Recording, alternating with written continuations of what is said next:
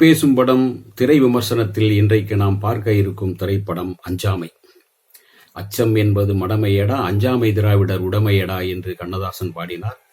இந்த அஞ்சாமை தமிழ்நாட்டில்தான் நீட் என்கின்ற கொடிய கரங்களை எதிர்த்து நிற்கின்ற நாடு.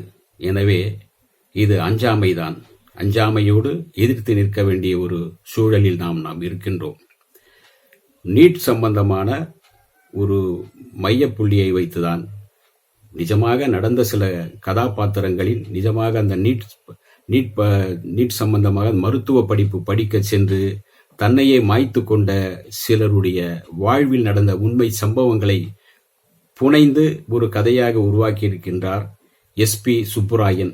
அவர்தான் புதுமுக இயக்குனர், ஒரு சமூக அக்கறை உள்ள இயக்குனர் என்பதை இந்த படத்தின் மூலம் தன்னை வெளிப்படுத்தியிருக்கின்றார்.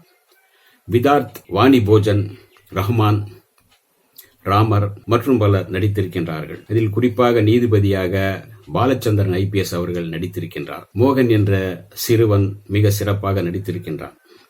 எல்லாமே கலந்த ஒரு கலவையான ஒரு நல்ல படம் தான் இது. அதாவது திண்டுக்கல் மாவட்டத்தில் உள்ள ஒரு பூ வியாபாரி, விவசாயம் செய்யக்கூடிய ஒரு தெருக்கூத்து கலைஞன் விதார்த். அவருடைய மகன் 10வது வகுப்பில் மாநிலத்தில் 1வது வருகின்றார். மாநிலமே கொண்டாடுகிறது, அந்த ஊரே கொண்டாடுகிறது. அந்த நேரத்தில் உன்னுடைய வருங்காலத்தில் நீ என்னை என்னவாக நினைக்கின்றாய் என்று அந்த நேர்காணலில் கேட்கும்போது டாக்டராக விரும்புகிறேன் என்று சொல்கிறார். சரி, மகனின் ஆசையை டாக்டர் ஆக்க வேண்டும் மகனை என்று தந்தையும் மேற்கொள்கிறார். டாக்டருக்காக எவ்வளவு செலவாகும் என்பது அப்போது மகன் சொல்கிறான், மிக அதிகமாக செலவாகும் அப்பா, அது வேண்டாம் என்று. இல்லை, பார்த்து கொள்ளலாம் விடு என்று ஒரு விவசாயியான ஒரு பூ வியாபாரம், அதாவது தன்னுடைய வயலில் விளைகின்ற பூக்களை கொண்டு திண்டுக்கல் மார்க்கெட்டில் விற்பனை செய்து அதை கொண்டு வாழ்க்கை நடத்துகின்ற ஒரு பூ வியாபாரி மகனுக்காக சிரமப்பட்டு உழைக்கின்றார். இன்னொரு மகள், சின்ன மகள் இருக்கின்றாள், ரேகா. ஆனாலும் கூட மகன் படித்து ஒரு பெரிய டாக்டராக வேண்டும் என்பதற்காக வீடு வாசல் எல்லாத்தையும் வைக்கக்கூடிய சூழ்நிலை ஏற்படுகிறது. ஒரு கட்டத்தில் அவர் நீட் தேர்வில் பாஸ் ஆனால்தான், அதில் படித்தால்தான் டாக்டர் ஆக முடியும் என்கிற புதிய சட்டம் வந்ததும் அந்த சட்டத்திற்கு உட்பட்டு அதற்கான பயிற்சி முகாமில் சென்று பயிற்சி பெறுகிறார். அதற்கு பல லட்சம் ரூபாய் செலவு செய்யப்படுகிறது.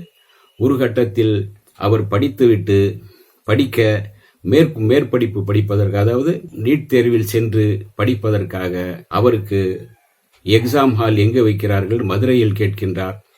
அவர்களோ ஜெய்ப்பூரில் வைத்து விடுகிறார்கள். ஜெய்ப்பூர் எங்கு இருக்கிறது என்று இந்த விவசாயிக்கு தெரியாது, எத்தனை மைல் என்பதும் தெரியாது. சரி என்று ஜெய்ப்பூருக்கு தன்னுடைய மகனை அழைத்து செல்கிறார்.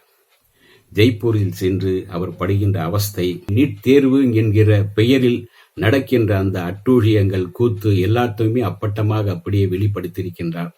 இந்த படத்தை பார்க்கும்போது இந்த நீட் தேர்வு அவசியம்தானா இந்த நாட்டுக்கு? முதலில் ஒழிக்கப்பட வேண்டிய ஒரு விஷயம் இந்த நீட் தேர்வு தான் என்கின்ற அளவிற்கு மக்கள் மனதில் ஒரு அச்சத்தையும் ஒரு பயத்தையும் உருவாக்கி விடுகிறது.